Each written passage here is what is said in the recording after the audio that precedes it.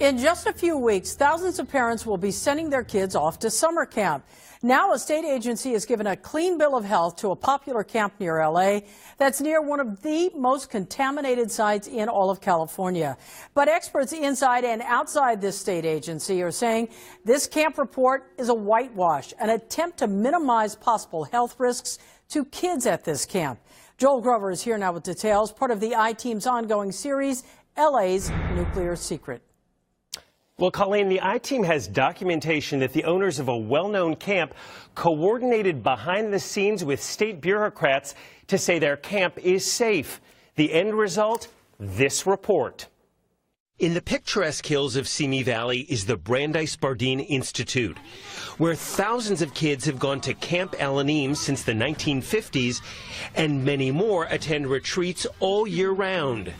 Brandeis sits directly below the Santa Susana Field Lab, where nuclear accidents and rocket tests occurred for decades, contaminating the land with radioactive and chemical waste. Now the State Department of Toxic Substances Control, or DTSC, has issued this memo saying the Brandeis camp is safe.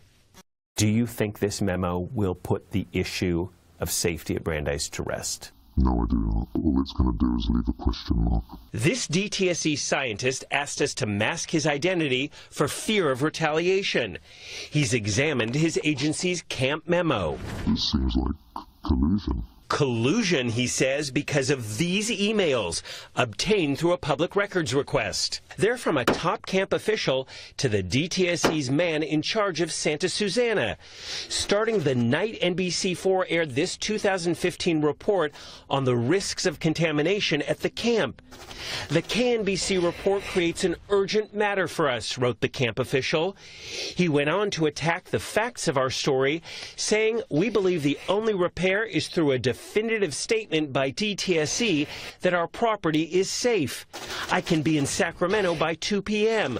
We are dealing with a major PR crisis. A private meeting with DTSC was scheduled at the camp. Weeks later, the camp's owner, the American Jewish University, said on its website, DTSC has now affirmed the Brandeis property is safe. But DTSC's director, Barbara Lee, wouldn't confirm that to NBC4. Has the DTSC consistently found this entire property to be safe? I'm not certain. I'm going to have to look into that, but we'll get back to you. A year and a half later, DTSC has now issued this technical memo saying the camp is safe. It seemed not really a technical analysis, but rather a piece of propaganda to provide cover for the operators of the camp. Dan Hirsch is head of UC Santa Cruz program on environmental and nuclear policy. He's a well-known advocate for cleaning up the Santa Susana site, and he's advised senators, congresspeople, and local officials about the issue.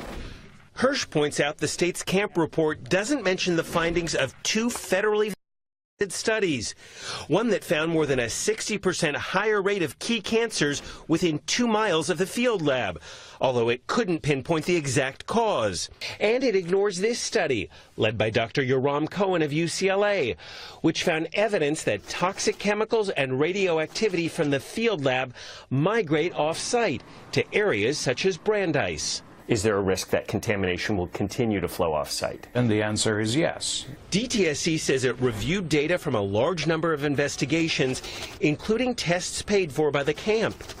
DTSC says its conclusions are also based on a 2012 U.S. EPA study of Santa Susana, which DTSC says determined the contamination did not migrate off-site.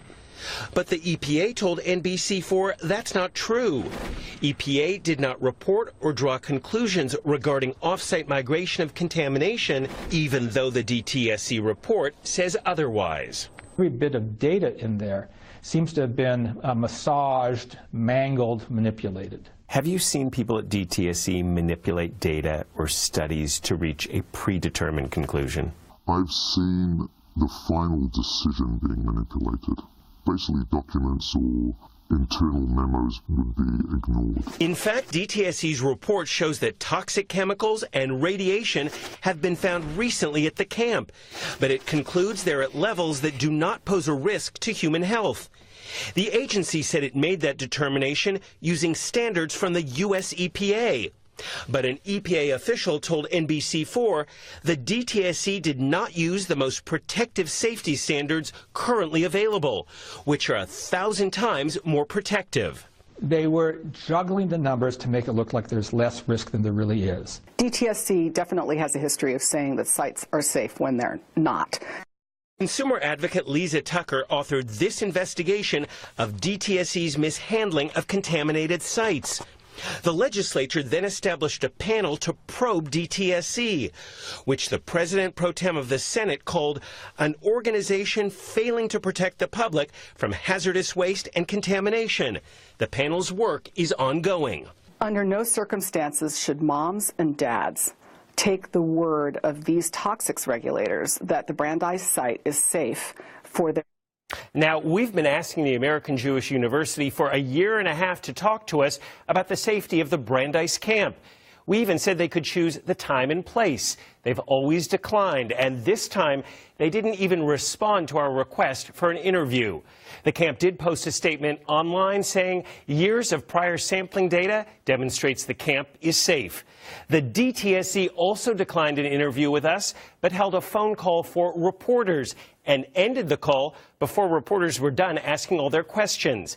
The agency did say its technical memo only analyzes current health risks at this camp, but doesn't conclude that campers were safe from contamination at other times during the camp's 60-year history.